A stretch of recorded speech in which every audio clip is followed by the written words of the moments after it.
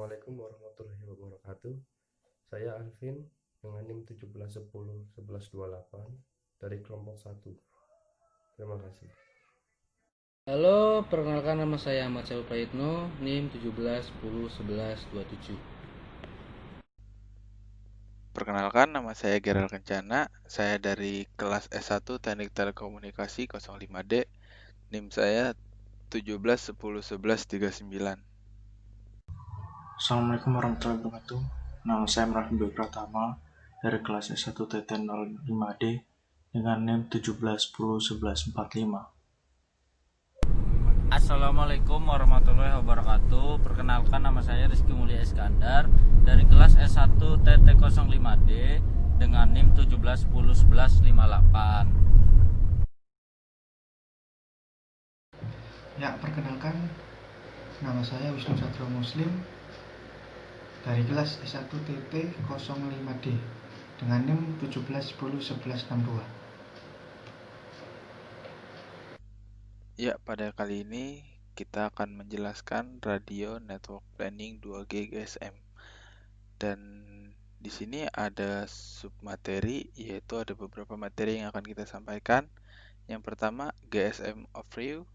Yang kedua, sistem 2G atau teknologi digital, proses planning, arsitektur jaringan, coverage planning, frekuensi planning, dan tool software yang akan digunakan. GSM Overview. Teknologi GSM menggunakan sistem TDMA dengan alokasi kurang lebih sekitar 8 pengguna dalam satu channel frekuensi sebesar 2 kHz per satuan waktu. Awalnya, frekuensi yang digunakan adalah 9 MHz. Pada perkembangan frekuensi yang digunakan adalah 1800 MHz dan 1900 MHz. Kelebihan dari GSM adalah interface yang lebih bagi para provider maupun para penggunanya. Selain itu, kemampuan roaming antar sesama provider membuat pengguna dapat bebas berkomunikasi. Teknologi digital. Teknologi generasi kedua muncul karena tuntutan pasar dan kebutuhan akan kualitas yang semakin baik. Generasi 2G sudah menggunakan teknologi digital. Generasi ini menggunakan mekanisme time division multiple access atau bisa disingkat dengan TDMA, dan kode division multiple access atau bisa disingkat dengan CDMA. Dalam teknik komunikasinya, kemampuan teknologi 2G generasi kedua selain digunakan untuk berkomunikasi suara, juga bisa untuk SMS, Short Messenger Service. Adalah layanan dua arah untuk mengirim pesan pendek sebanyak 160 karakter, voicemail, call, dan transfer data dengan kecepatan maksimal 9600 bps bit per second. Kecepatan sebesar itu cukup untuk mengirim SMS, download gambar, atau ringtone. Kelebihan 2G dibandingkan 1G, selain layanan yang lebih baik dari segi kapasitas, juga lebih besar. Suara yang dihasilkan menjadi lebih jernih karena berbasis digital. Maka sebelum dikirim sinyal suara analog diubah menjadi sinyal digital. Perubahan perbulatan ini memungkinkan dapat diperbaiki kerusakan sinyal akibat gangguan noise atau interferensi frekuensi lain. Perbaikan dilakukan di penerima kemudian dikembalikan lagi dalam bentuk sinyal analog. Efisiensi spektrum atau frekuensi yang meningkat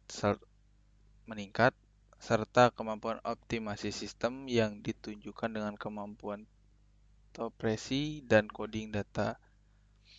Tenaga yang diperlukan untuk sinyal sedikit sehingga menghemat baterai, sehingga headset dapat dipakai lebih lama dan ukuran baterai bisa lebih kecil. Kelemahan teknologi 2G, kecepatan transfer data masih rendah, tidak efisien untuk trafik rendah, jangkauan jaringan masih terbatas, dan sangat tergantung oleh adanya BTS atau cell tower.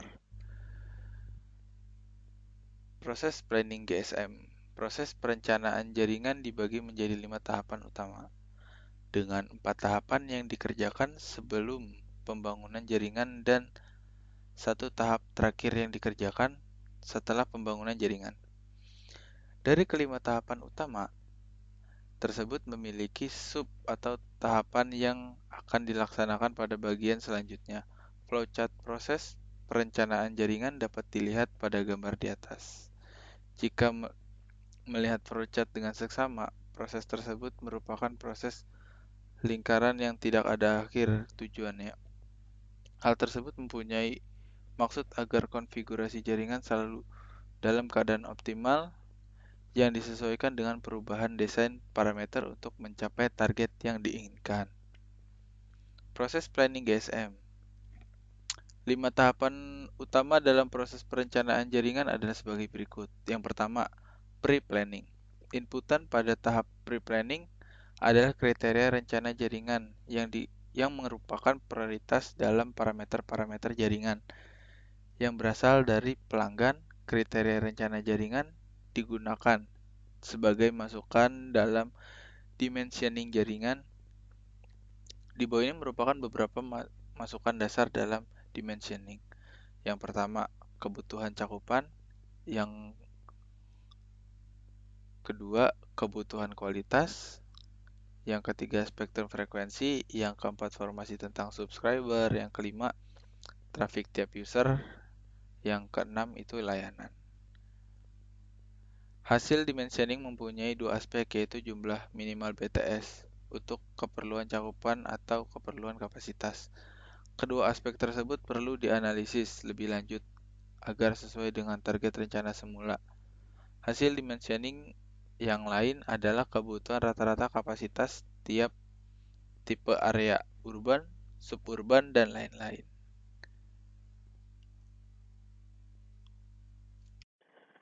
Proses planning GSM. 5 tahapan utama dalam proses perencanaan jaringan adalah seperti berikut. Itu tahapan pertama yaitu pre-planning. Inputan pada tahapan pre-planning adalah kriteria rencana jaringan yang merupakan prioritas dalam parameter-parameter jaringan yang berasal dari pelanggan. Kriteria rencana jaringan digunakan sebagai masukan dalam dimensioning jaringan. Di bawah ini merupakan beberapa masukan dasar dalam dimensioning. Itu yang pertama, kebutuhan cakupan, level sinyal, outdoor dan indoor. Yang kedua adalah kebutuhan kualitas, rata-rata drop call, rata-rata call blocking. Dan yang ketiga adalah spektrum frekuensi, jumlah kanal, informasi tentang kemungkinan akan kebutuhan quad band. Selanjutnya yang keempat adalah informasi tentang subscriber, dan jumlah user dan pertumbuhannya. Dan yang kelima adalah traffic tiap user dan nilai jam sibuk. Dan yang terakhir adalah layanan. Hasil dari dimensioning mempunyai dua aspek, yaitu jumlah minimal BTS untuk keperluan cakupan atau keperluan kapasitas. Kedua aspek tersebut perlu dianalisis lebih lanjut agar sesuai dengan target rencana semula. Hasil dimensioning yang lain adalah kebutuhan rata-rata kapasitas tipe-tipe area, yaitu antara lain urban, suburban, dan yang selanjutnya tahapan selanjutnya adalah planning. Tahapan planning mengambil masukan dari proses dimensioning dan mempunyai keluaran berupa nominal planning yang terdiri dari perencanaan cakupan jaringan dan perencanaan kapasitas. Nominal plan tidak memberikan informasi lokasi set yang pasti, tetapi memberikan ide awal tentang lokasi dan jarak antara set-set. Selanjutnya, target dari sub tahapan. Perencanaan cakupan adalah untuk mencari lokasi yang optimal untuk membangun BS yang memberikan cakupan yang berkelanjutan. Perencanaan cakupan dapat dilakukan dengan menggunakan planning tool yang dilengkapi dengan peta detail, yaitu informasi topografi dan morfologi dan model propagasi. Selanjutnya, subtahapan perencanaan kapasitas dapat dialokasikan setelah informasi final rencana cakupan dan kepadatan user didapat. Selanjutnya adalah output dari tahapan planning merupakan final dan terlengkap dari perencanaan cakupan dan kapasitas. Lokasi set-set yang pasti juga sudah dibuat dalam tahapan ini. Selanjutnya, tahapan selanjutnya adalah detail planning. Setelah tahapan planning selesai dilakukan, lokasi set dan konfigurasi telah diketahui, maka tahapan detail planning dapat dimulai. Tahapan ini terdiri dari perencanaan frekuensi, neckboard, dan parameter. Selanjutnya, tujuan perencanaan frekuensi adalah untuk meminimalkan interferensi CO channel dan interferensi adjacent channel. Sedangkan perencanaan parameter berkaitan dengan control handover serta power control. Selanjutnya, tahapan selanjutnya adalah verification dan acceptance. Yaitu setelah tahapan planning selesai dilakukan, maka perlu adanya tahapan pre-launch optimization untuk meyakinkan operasi yang optimal dalam jaringan. Fungsi lain dari tahapan ini adalah untuk mencari dan memperbaiki kesalahan yang mungkin dilakukan saat penginstalan. Tahapan selanjutnya adalah optimization. Setelah jaringan dibangun, proses planning dan optimization terus dilakukan tanpa berhenti. Proses optimization sendiri memerlukan masukan berupa statik jaringan, alarm, traffic, bahkan keluhan dari pelanggan. Ini adalah arsitektur jaringan GSM, gambar arsitektur jaringan GSM. Di sini terdapat gambar, yaitu ada perangkat yang terhubung, dan ada MS itu mobile station, terus ada base station system, terus ada BTS, base transfer station, terus ada BSC, ada base station controller, terus ada MSC, base switching center, terus ada home location register, terus ada visitor location register, ada equipment identity register, dan ada authentication center. Nanti penjelasan perangkat-perangkat ada di slide selanjutnya. Nah, ini penjelasan dari arsitektur jaringan GSM. Arsitektur jaringan GSM terdiri dari 3 bagian utama. Yang pertama yaitu switching subsystem, yaitu network switching subsystem. Yang kedua ada radio subsystem, yaitu base station subsystem dan mobile system. Dan yang ketiga adalah operation dan maintenance system. Radio subsystem merupakan sistem perangkat yang menghubungkan pelanggan dengan sistem sentral. Radio subsystem terdiri dari 3 komponen. Yang pertama, mobile station, MS. Yang tadi MS merupakan perangkat yang digunakan oleh pelanggan untuk dapat mengelola layanan komunikasi bergerak. Bahasa awamnya, MS adalah handphone yang kita pakai sekarang. MS dilengkapi dengan sebuah smart card yang dikenal dengan SIM card, subscriber identity module, yang berisi nomor identitas pelanggan. Arsitektur jaringan GSM. Base Station System atau BSS terdiri dari 3 bagian. Yang pertama, Base Transceiver Station atau BTS. BTS merupakan perangkat pemancar dan penerima yang memberikan sinyal radio pada mobile station. Dalam BTS terdapat kanal traffic, kanal broadcast, dan kanal kontrol yang digunakan untuk komunikasi. Selanjutnya ada Base Station Controller atau BSC. BSC ini membawahi 1 atau lebih BTS serta mengatur traffic yang datang dan pergi dari BSC menuju MSC atau BTS. BSC mengelola sumber radio dalam pemberian frekuensi untuk setiap BTS dan mengatur handover ketika mobile station melewati batas antar set. Terus yang ketiga ada Transcoding and Range Adaptation Unit. Ini berfungsi untuk pengkodean pembicaraan atau spek transcoding dari BSC ke MSC dan sebaliknya, serta melakukan penyesuaian kecepatan data atau suara dari 64 kbps yang keluar dari MSC menjadi 16 kbps yang menuju BSC untuk efisiensi kanal transmisi. Selanjutnya ada switching subsystem. Ini merupakan gabungan perangkat-perangkat yang saling terkait guna mendukung fungsi switching dan database pelanggan. Terdiri dari beberapa bagian. Yang pertama adalah Mobile Switching Center atau MSC. Ini mempunyai fungsi utama sebagai sentral penyambungan yang juga bisa memberikan fungsi-fungsi lain. MSC terhubung ke BSS dan jaringan luar seperti MSC lain PSTN, PLMN, ISDN, dan lain-lain. Terus selanjutnya ada Home Location Register. Ini merupakan database yang berisi data pelanggan yang tetap. Data tersebut antara lain layanan pelanggan, layanan tambahan, dan informasi mengenai lokasi pelanggan yang paling akhir atau update. Selanjutnya adalah Visitor Location Register atau VLR. VLR ini merupakan database yang berisi informasi sementara mengenai pelanggan yang tidak terdaftar pada suatu MSC yang memasuki area MSC tersebut. Selanjutnya adalah Authentication Center.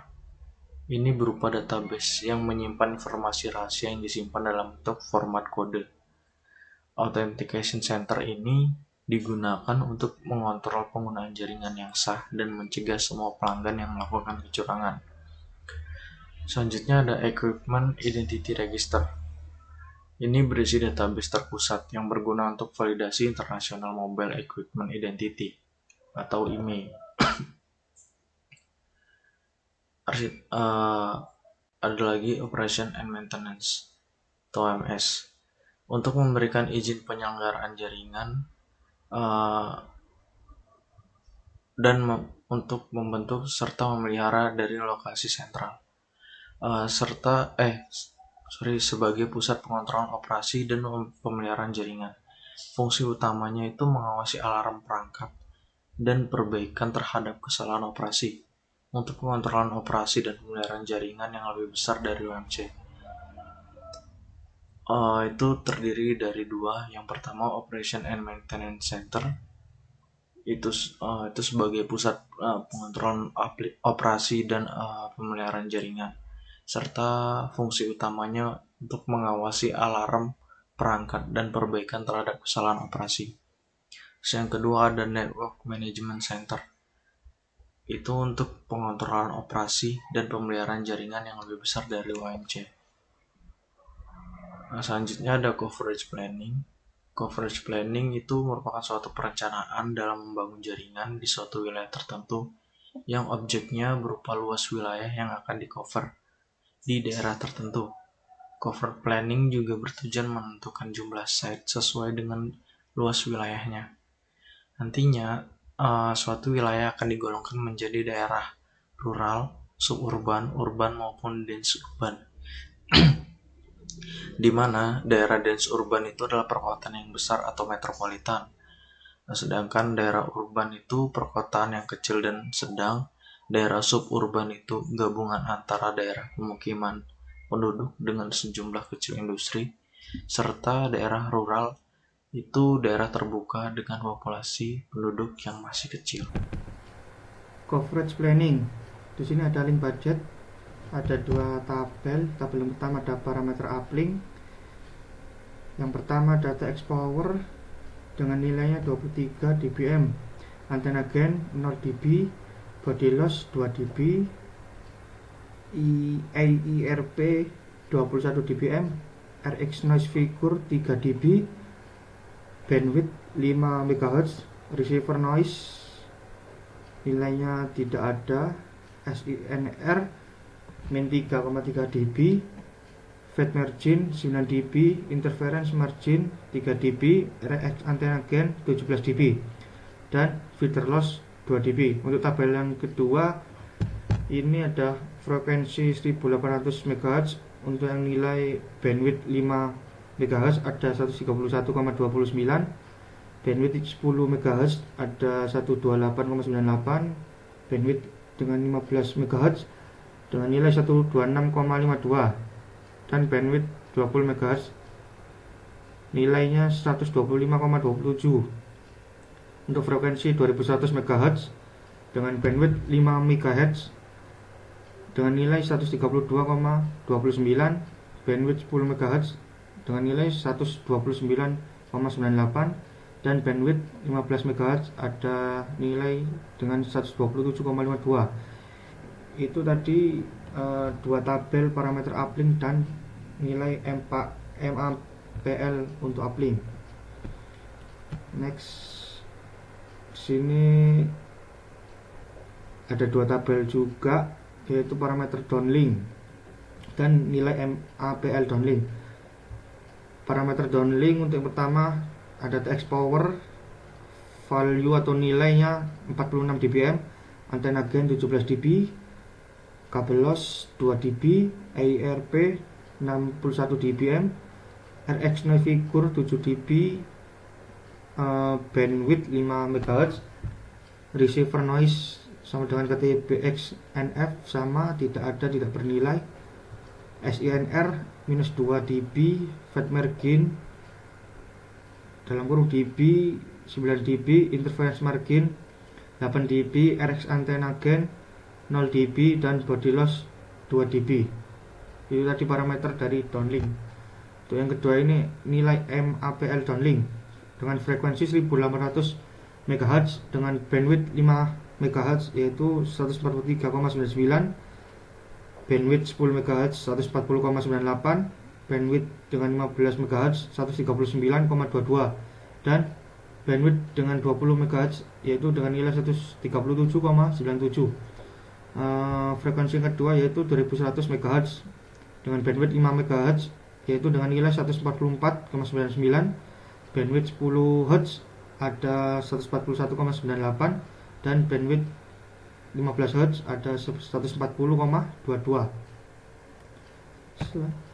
Selanjutnya coverage planning dengan menggunakan model propagasi Okumura-Hata dengan rumusnya yaitu PL sama dengan 69,55 plus 26,16 log FC dikurang 13,82 log HB min A HM plus dalam kurung kurawal 44,9 dikurang 6,55 log HB kurung tutup kurawal log D plus C besar dengan FC dalam MHz dan D dalam kilometer, sedangkan HM dan C tergantung dari klasifikasi daerah yaitu urban, suburban atau rural. Untuk daerah urban atau perkotaan yang kecil dan sedang, untuk rumusnya ada AHM sama dengan 1,1 log FC dikurang 0,7 HM min kurung buka 1,56 log FC dikurangi 0,8 dengan CM sama dengan 0 dB. Yang kedua itu daerah dense urban atau metropolitan. Untuk rumusnya itu ada AHM sama dengan 8,29 log 2 dikali 1,54 HM dikurang 1,1 untuk F kurang dari 200 MHz. AHM sama dengan 3,2 log 2 dikali 11,75 HM dikurang 4,97 untuk F lebih dari atau lebih banyak dari 400 MHz dengan CM nya yaitu 3 dB. Untuk daerah suburban C sama dengan min 2 kurung buka kurawal log kurung buka FC per 28 kurung tutup kurawal 2, dikurang 2 di minus 5,4. Untuk daerah rural yaitu ada dengan rumus C sama dengan min 4,78 kurung buka kurawal log kurung buka FC kurung tutup kurawal 2 plus 18,33 log FC dikurang 40,98. Nah, untuk bagian kanan ini ada tabel parameter Okumura-Hata untuk parameter frekuensi pembawa yaitu dengan notasi FC untuk nilainya di rentan 150 sampai 1500 MHz. Yang kedua ada tinggi antena BTS, notasinya dengan HB, nilainya 30 sampai 200 meter. Tinggi antena mobile station atau MS dengan notasi HM dengan nilai 1 sampai 10 meter. Parameter yang keempat ada jarak BTS dengan mobile station atau MS dengan notasi D kecil dengan nilai 1 hingga 20 km. Saya akan melanjutkan presentasi yang sebelumnya dibacakan oleh rekan saya. yaitu yang selanjutnya coverage planning. Dalam tabel yang di bawah ini saya akan membacakan parameter atau notasi dalam kursus spesifikasi frekuensi pembawa FC 1500 sampai 2000 MHz, tinggi antena BTS HP 30 sampai 200 meter, tinggi antena MS AHM 1 sampai 10 meter, jarak PTS dengan MSD 1 sampai 20 km. Selanjutnya perhitungan jari-jari sel. Dalam perencanaan jaringan long term evolution atau LTE ini menggunakan frekuensi 1800 MHz.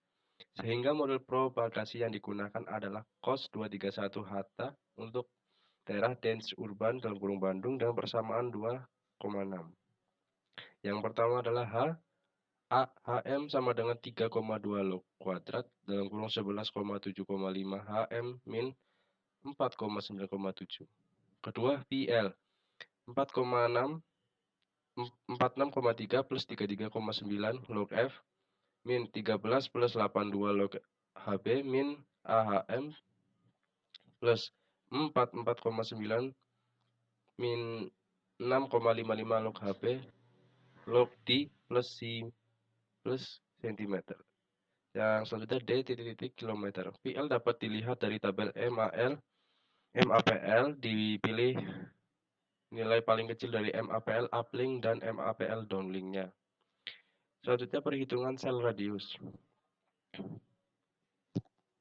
Untuk melakukan perhitungan radius sel dengan menggunakan persamaan berikut, yaitu sel radius sama dengan 2,6 dikali D kuadrat. Yang kedua perhitungan luas sel. Untuk melakukan perhitungan luas sel dengan menggunakan 3 sektoral berdasarkan persamaan berikut. Luas sel sama dengan 1,95 dikali 2,6 dikali D kuadrat. Selanjutnya perhitungan jumlah slide. Untuk menentukan jumlah sel dapat diperhitungkan dengan menggunakan persamaan 2.10. Berikut LTSL sama dengan L area garis miring L sel. Selanjutnya kriteria perencanaan frekuensi. Perencanaan frekuensi sebenarnya merupakan implementasi dari kapasitas perencanaan. Perencanaan frekuensi bersama dengan perencanaan kapasitas berusaha untuk memaksimalkan arus informasi, suara atau data melalui antarmuka radio dan secara bersamaan untuk memaksimalkan efisiensi jaringan radio infrastruktur. Dalam perencanaan sistem radio seluler, frekuensi yang sama adalah digunakan kembali sesering mungkin untuk memaksimalkan kapasitas dan karena meminimalkan investasi jaringan radio. Targetnya adalah memiliki jumlah maksimum transceiver, pasangan, pemancar, dan penerima. Di masing-masing stasiun, pangkalan tanpa mengurangi kualitas radio, itu sudah dijelaskan perencanaan frekuensi, bersama dengan perencanaan kapasitas. Dimulai dengan spesifikasi saluran frekuensi yang diperlakukan transceiver di masing-masing stasiun pangkalan. Pekerjaan ini terkait dengan faktor penggunaan kembali frekuensi dan sebelumnya dibahas secara rinci dalam diskusi perencanaan kapasitas. Selanjutnya ketika konfigurasi jaringan radio dasar tinggi antena miring fitur perangkat lunak dipilih dan dioptimalkan untuk kebutuhan kapasitas. File faktor penggunaan kembali frekuensi minimum dan jumlah maksimum transceiver di stasiun pangkalan ditentukan dan perencanaan frekuensi target telah ditentukan. Selanjutnya, target perencanaan frekuensi ini harus dicapai dalam perencanaan frekuensi terlebih dahulu dengan menggunakan jaringan radio konfigurasi yang ditentukan dalam perencanaan kapasitas, kemiringan perangkat lunak fitur. Dan kedua, dengan mendefinisikan kriteria perencanaan frekuensi. Kriteria perencanaan frekuensi meliputi konfigurasi frekuensi, aspek alokasi. Aspek konfigurasi mempertimbangkan file, yaitu 1. Pemisahan pita frekuensi antar makroseluler dan stasiun induk mikroseluler. Kedua, band frekuensi yang memisahkan antara layer BCCH dan TCH. Ketiga, pengelompokan pita frekuensi. Keempat, faktor penggunaan kembali frekuensi yang berbeda untuk BCCH dan TCH. Selanjutnya akan dilanjutkan oleh rekan saya untuk presentasi selanjutnya. Terima kasih. Selanjutnya adalah frekuensi planning. Berikut merupakan tahapan untuk merinci proses perencanaan frekuensi. Frekuensi hopping adalah mekanisme di mana sistem perubahan frekuensi, uplink dan downlink selama transmisi secara berkala.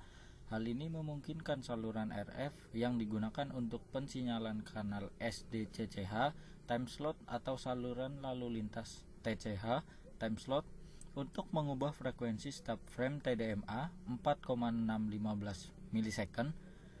Frekuensi berubah secara per burst, yang berarti bahwa semua bit di burst yang ditransmisikan dalam frekuensi yang sama. Pengaruh frekuensi hopping. Yang pertama, handover.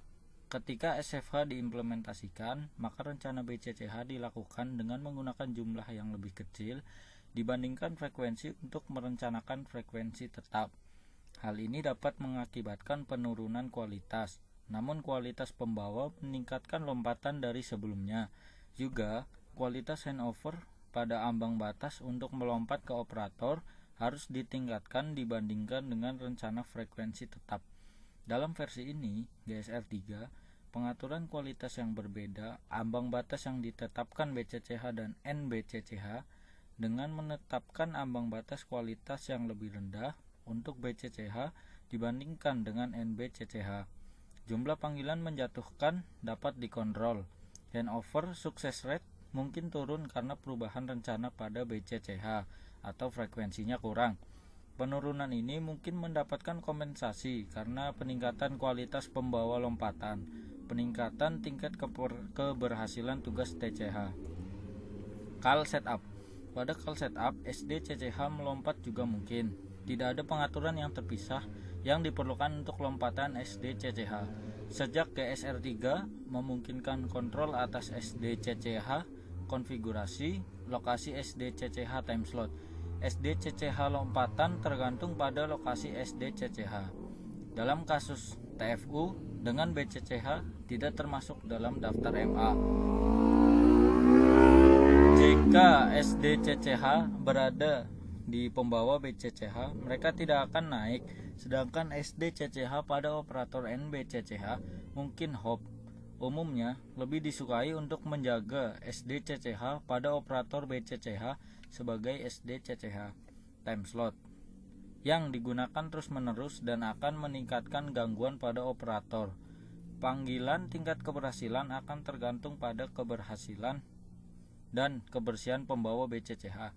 Tingkat keberhasilan panggilan dapat mengurangi setelah terjadi perubahan rencana pada BCCH.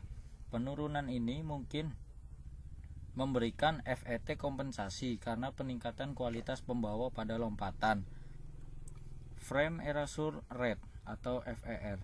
FER menunjukkan jumlah frame TDMA yang tidak bisa diterjemahkan oleh mobile karena gangguan. Parameter ini memberikan indikasi hit rate. FER meningkatkan keuntungan sebesar 6-8 desibel setelah pelaksanaan frekuensi hopping. FER direpresentasikan dalam persentase. FER kurang dari 10% dianggap baik, tapi ini adalah masalah subjektif dan nilai yang baik harus diputuskan dengan melakukan beberapa drive test. Frekuensi reuse.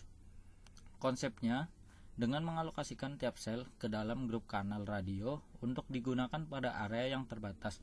Grup kanal radio tersebut berada dengan sel tetangganya dan area cakupan masing-masing sel dibatasi sehingga untuk sel yang memakai frekuensi yang sama mempunyai jarak yang cukup agar frekuensinya tidak saling menginterferensi. Yang terakhir, tool software planning. Yang pertama ada Atoll, merupakan software radio planning yang menyediakan beberapa fitur yang komprehensif dan terpadu sehingga memungkinkan user untuk membuat suatu proyek perencanaan microwave ataupun perencanaan radio dalam satu aplikasi. Kegunaan yang terdapat pada software Atoll, 5G Network Design, memberi operator kerangka kerja yang fleksibel dan evolusioner untuk desain dan penyebaran jaringan 5G, perencanaan dan optimasi berbasis prediksi dan pengukuran. Atoll menawarkan kemampuan unik untuk menggunakan prediksi dan data jaringan langsung selama proses perencanaan dan pengoptimalan jaringan. Pemodelan indoor dan outdoor terintegrasi. Modul Atoll terbaru memungkinkan operator untuk mendesain jaringan-jaringan dalam atau luar ruangan yang unik. Yang terakhir ada multi-rate modeling. Atoll dapat memodelkan aspek terkait lalu lintas dari jaringan multiteknologi dan secara dinamis menyebarkan lalu lintas di seluruh lapisan jaringan yang terdiri dari makro maupun mikro, sel kecil, dan hotspot WiFi. Terima kasih, demikian presentasi dari kelompok kami. Kurang lebihnya mohon maaf. Wassalamualaikum warahmatullahi wabarakatuh.